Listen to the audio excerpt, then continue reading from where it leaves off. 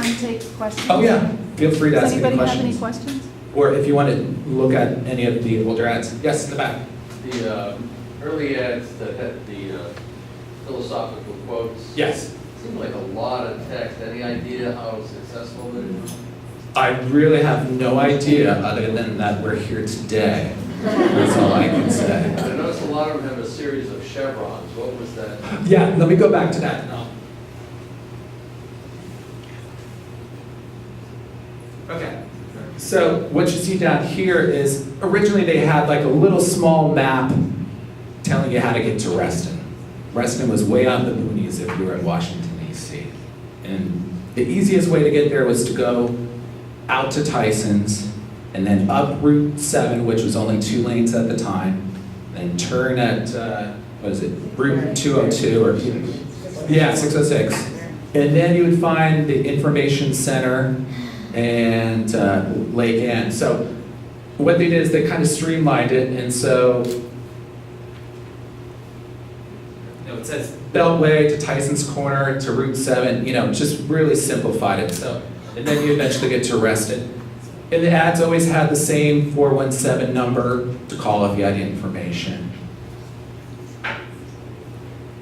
Any other questions? Yes? Who paid for that? I mean, what, and, because I- that's a lot. It of was. It was a really big ad buy. And how many units there are? Yeah, Like, and- yeah. Well, I mean, I know Bob Simon really wanted to do everything and make it as full and as interesting as possible. And you have to advertise to get people to come out to look at, home models to buy.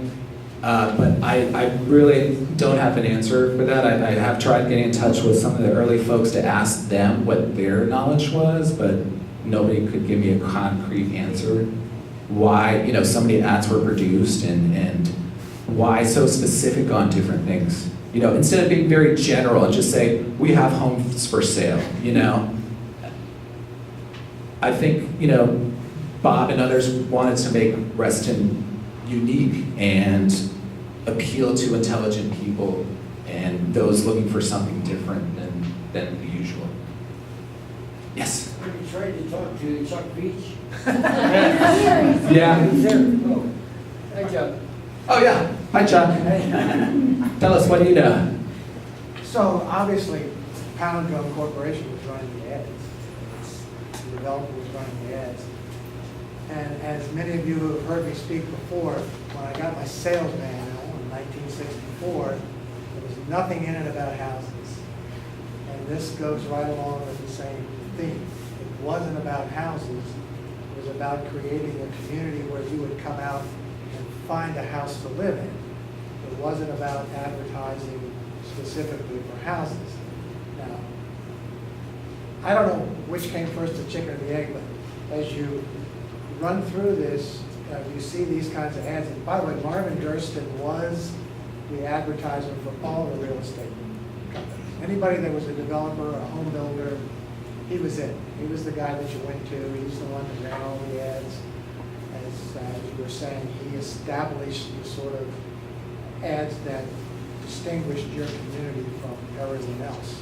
And so he was the guy that everyone went to. And even though Bob didn't have Durston Agency at first, they were actually using a big PR firm out of DC that had a New York office as well.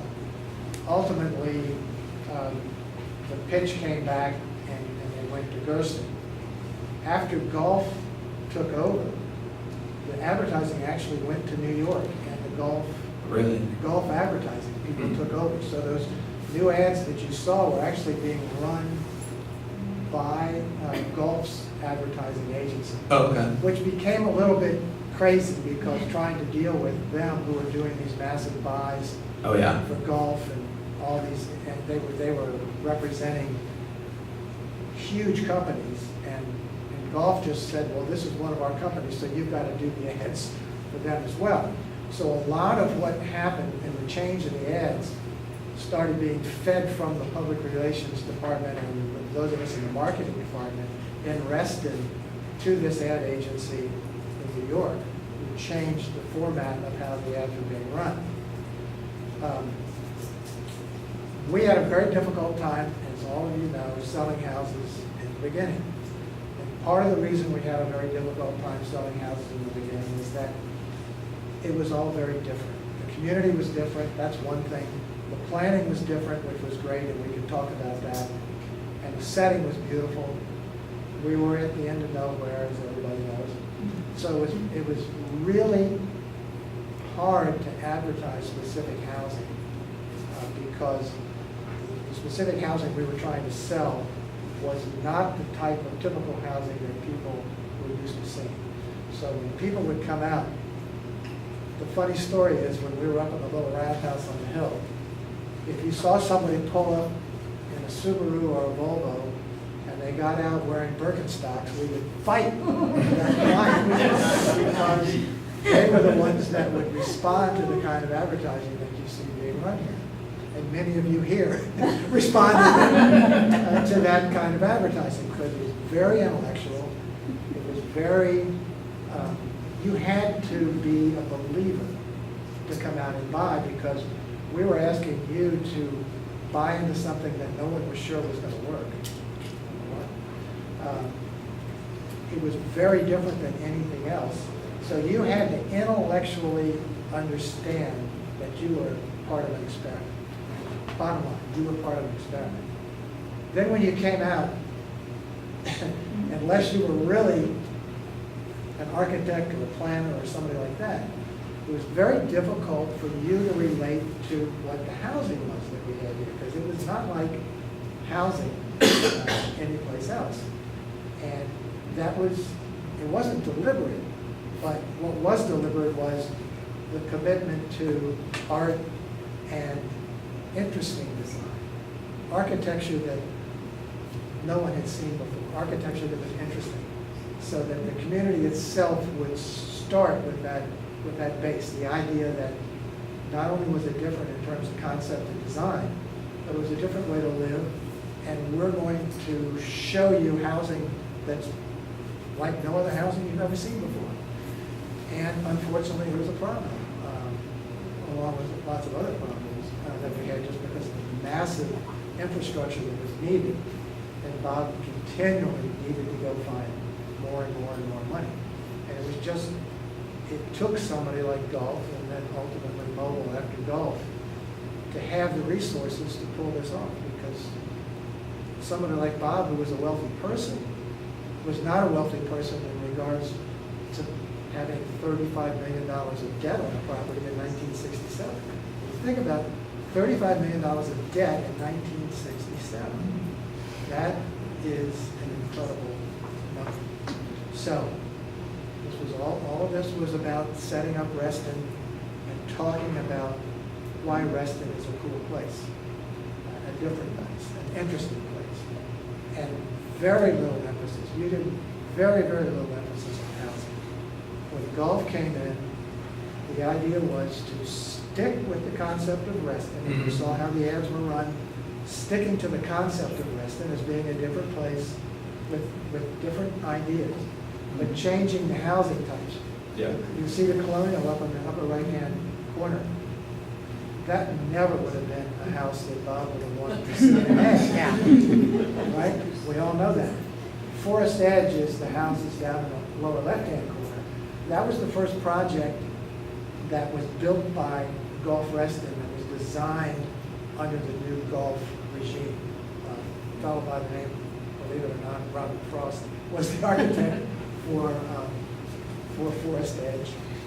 And that was a new kind of house design, townhouse design coming into Reston.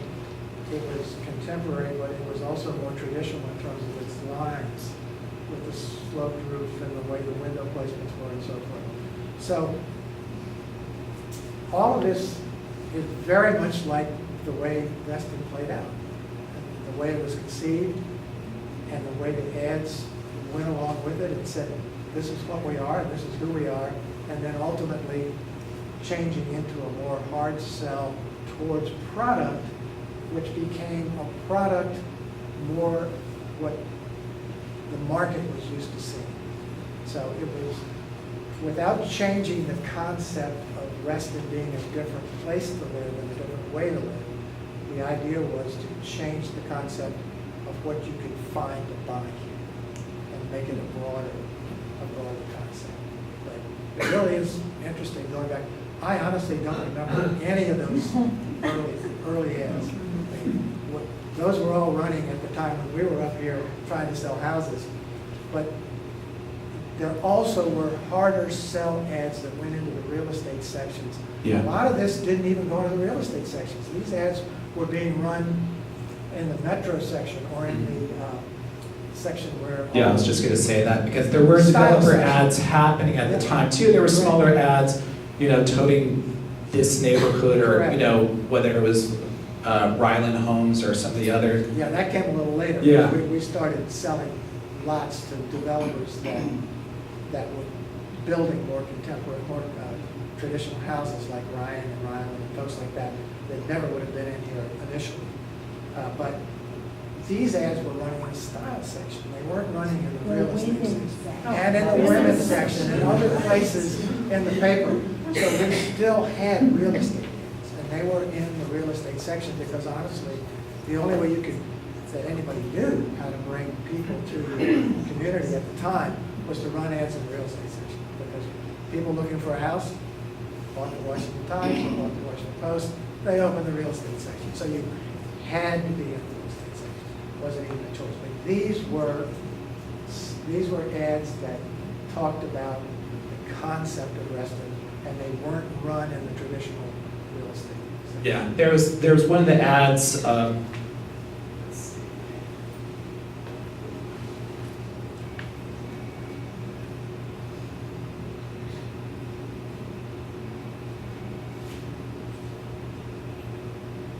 It was sometime around this point, one of the ads actually mentioned at the end to look out for the story on Reston in Look magazine. So,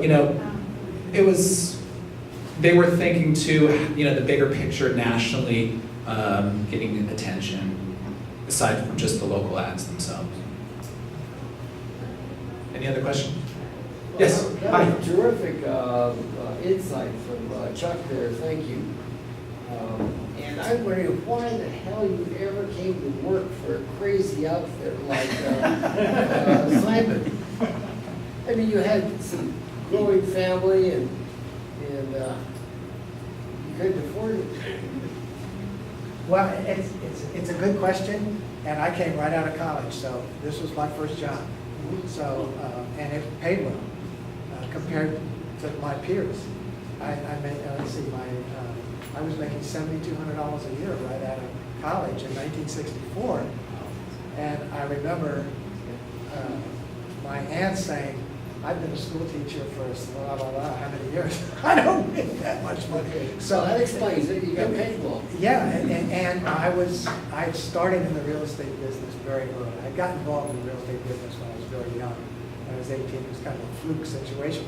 So I had been in school at UVA, but just trying to get out to get into the real estate business. My brother was in the engineering department here. He had come in 1963 to work in the engineering department as a planner. And he said, why don't you come look here? Because I was going to graduate in 64 and I needed a job. He said, come look here, because this is a cool place. And I looked and I wrote a letter and came up here and got interviewed by the then Vice President Jefferson Smith, Vice President of Marketing, and Spencer Potter, who was the sales manager. And I was the third guy hired in the sales department in the summer of 1964. And the one statistic you have wrong in there is the first family moved in December of 64, not 65. Oh, okay, sorry about that. Oh. She had a question, and you. Yes? How big were these ads in terms of a page? When there's ad buying, it's generally full page, half page, and then it fraction that, split it in half. So some of these were like quarter page ads. Like this was a quarter page ad, or I think it could have been a half page ad. I'd have to go back and look at it. And then when I was actually pulling these from the Washington Post archive and the Evening Star, download the whole page, and then obviously cropped it just to show this ad. So sometimes, you'd see an ad, and as Chuck was saying, it would be in one section of the paper and certain features trying to appeal, whether it's style or, appealing to women or what have you. I never saw it like in the sports pages, so, yeah. Yes? So these were local ads that you're showing in, Yeah. that were in newspapers, and maybe it's in your book, were there national ads that were going in magazines? I don't know of that, and that's a totally different type of ad buy Right. to do that That's sort what of I'm curious thing. about. Other than articles written, which is obviously great PR, and there was definitely that machine happening, trying to get attention with big color spreads, like in Look magazine, and Ebony did a whole article on African Americans coming to Right. Reston, and that's a lot of good publicity if you can get it. So, yes. I am fascinated in your research for that very reason, for the diversity. Yeah. I am a firm believer of the 7 founding principles that Simon had for Reston. Right. And we came out here just out of college and looked at it, didn't live even in this area. And then when I had a chance to move to the East Coast, wanted Reston. Mm-hmm. And you couldn't get there from here. You either did a killer lawyer's road with Mhm. no shoulders. We're from Right. the Midwest where you have, 15-foot shoulders on Yeah. flat ground. Uh-huh. And then, or Route 7 with how it was then. Right. So what about the diversity angle? Was that in any of the I text? didn't, it maybe? always talked about you, but it was never like specific, like what that demographic they were speaking to, other than, these ads, obviously college-educated people, maybe that, took studies in humanities, some of these ads or those, I think a lot of it too, being local, is people working in government jobs and, jobs that supported what's happening in DC. And that's all I could gather from these ads. I haven't really taken the time to read every single bit of text to pull that stuff out, but there might be something in there regarding that. Yes, in the back. So, thank you, that was my presentation. Thank you. We're recent transplants to Reston. We've already fallen in love with this place. We're from DC, but I'm a native Floridian. I grew up in Miami, Florida. And when I reflect back on some of the visceral memories from my childhood in Miami, they include things like the smell of jasmine, red ants, learning to swim before I could walk, spending more time in the pool than anywhere else, the beach. When you think about your childhood, what kinds of brand characteristics, if you will, given your field, coalesce for you? What do you reflect on? What do you think about? What do you remember? Well, as a parent myself, living in an area that's maybe a little bit more urban than Reston, it was great living sort of on the edge of town where there was a big wooded area, and so, that was great, just getting out, being a kid, exploring, getting on your bike, going to the pool, just playing and enjoying it. As a town as a whole, it's interesting, you just, growing up in Reston, I don't know anything else, and I think living in this place, it made me really appreciate modernism compared to more traditional things, architecture, what have you. So I think I take that from it. I grew up in a new town, and it's only a little bit older than I am, and so I've been there since, or almost there since the beginning of its genesis. So it's something to own and appreciate. Yes. I guess I could answer 2 questions. One is about the open housing and black people coming. We came because they said it was open housing. Yeah. And that was the only reason we came out here. Right. At all. Yeah.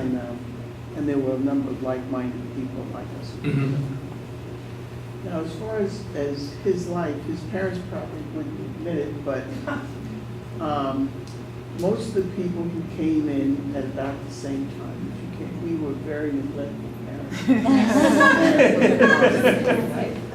And the children got up in the morning and they went out.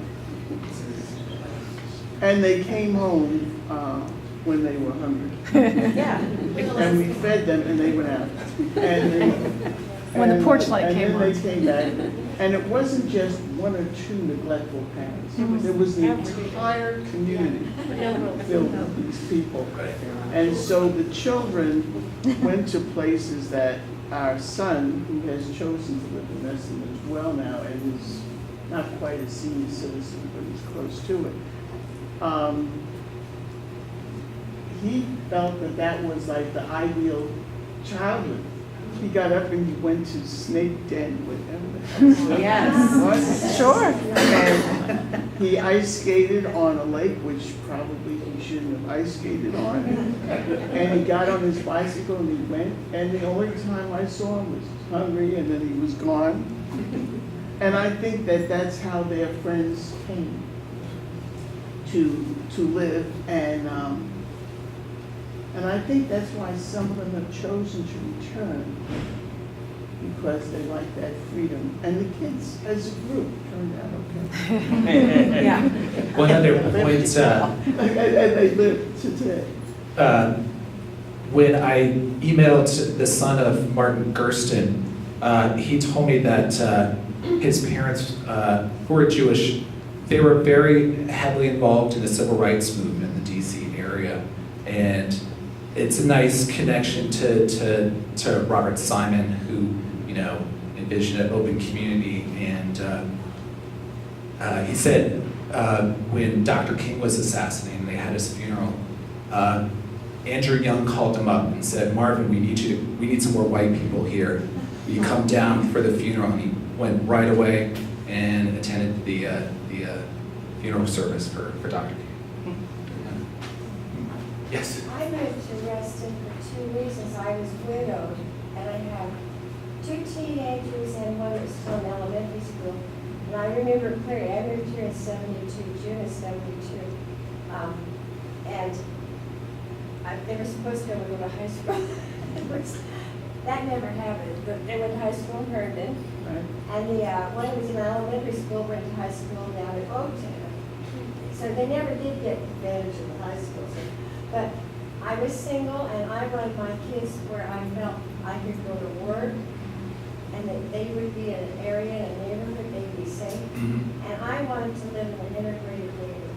Mm-hmm. Country. I mean, this place, back in the 60s and 70s, you were outside of Reston, and the old ugly stuff was right there. Sure. Herndon and the rest. But I wanted to be in this kind of a situation with my kids. Yes? Another one that maybe, I'm surprised at the horsey advertising.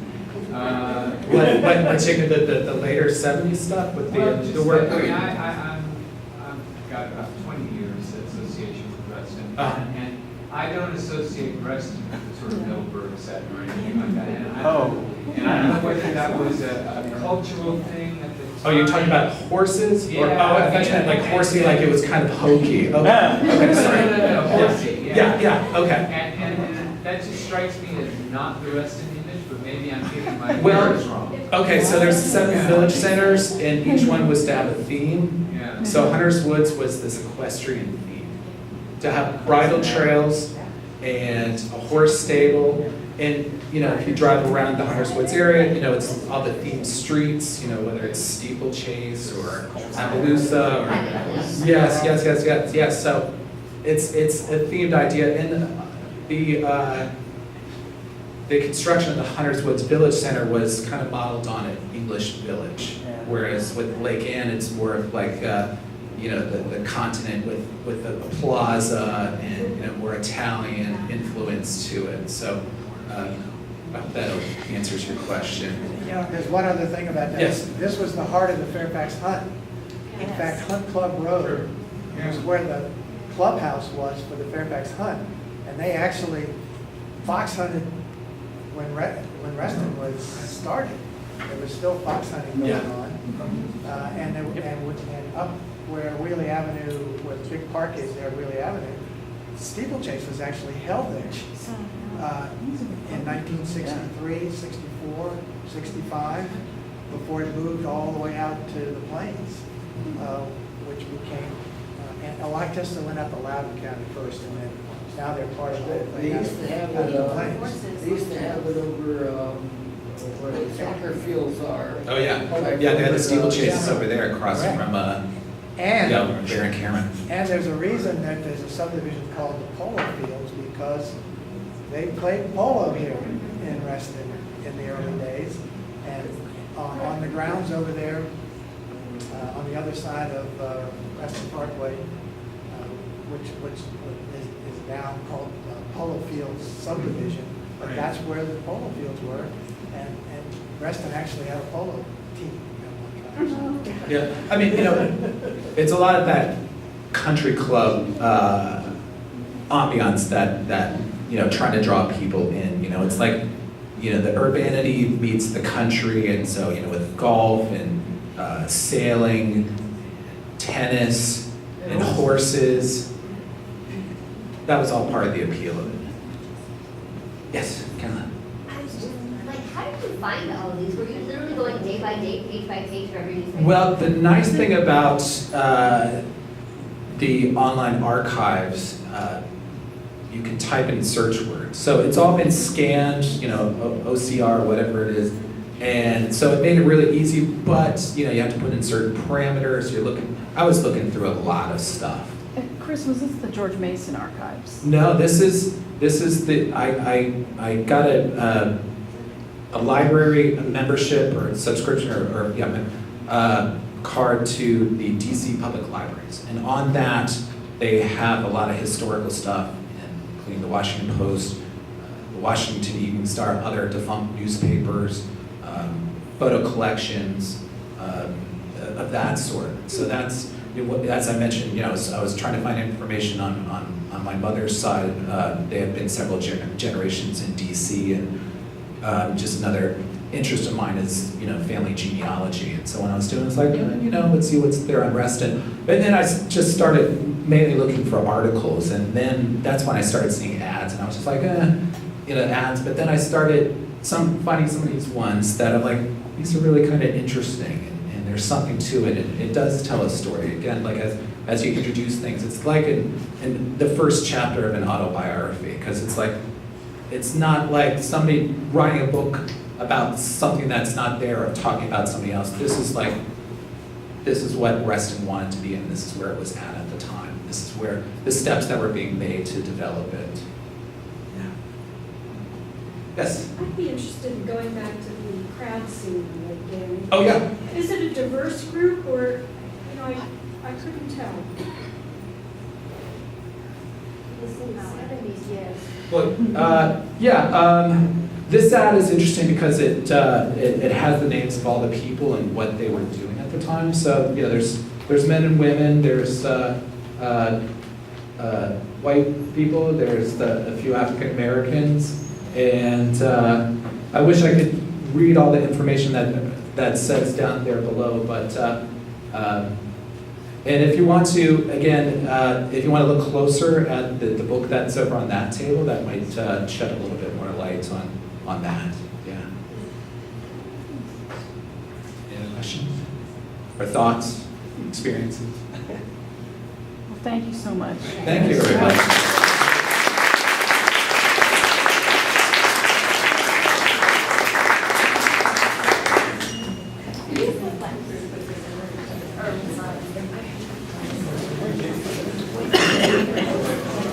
No, I just did a one-off copy of it, and it's more for historical archive purposes. I don't know what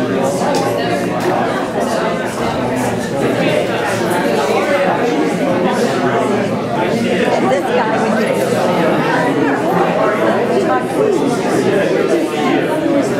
I'll be back. You're the one that said Miami?